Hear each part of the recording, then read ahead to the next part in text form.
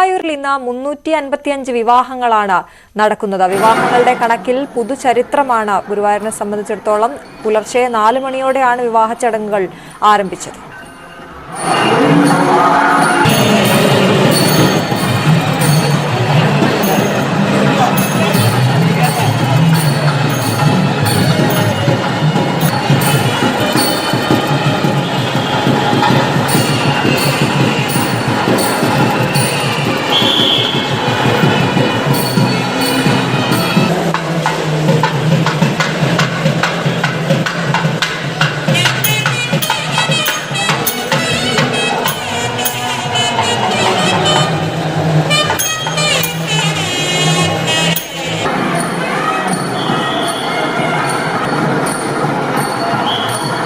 വിവരങ്ങളുമായി രാജു ഗുരുവായൂർ ചേരുന്നു. രാജു, വിവാഹങ്ങൾ എല്ലാ ചടങ്ങുകളും പൂർത്തിയായോ? എന്താണ് വിവരങ്ങൾ?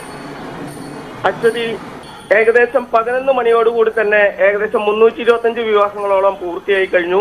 ഇനി ഏകദേശം ഇപ്പോൾ 12 മണിയായിരിക്കുന്നു. ഏകദേശം 3-4 വിവാഹങ്ങൾ മാത്രമേ ബാക്കിയുള്ളൂ എന്നാണ് ഇപ്പോൾ നമുക്ക് മനസ്സിലാക്കാൻ കഴിയുന്നത്.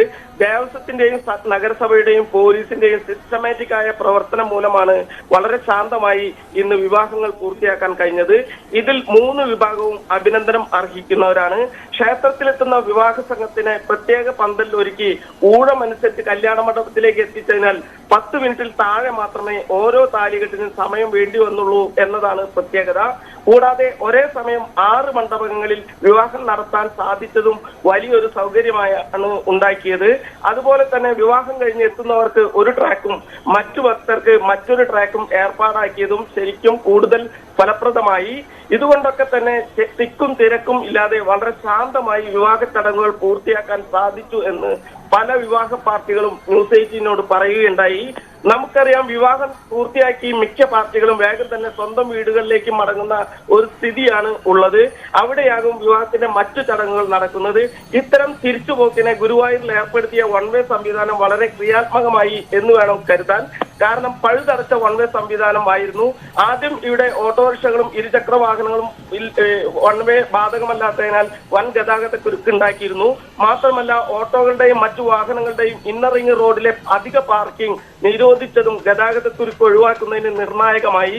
അതുകൊണ്ട് തന്നെ പഴുതടച്ച വൺവേ സംവിധാനം ആയതോടെ ഒരു തരത്തിലുള്ള ഗതാഗത കുരുക്കും ഉണ്ടായില്ല.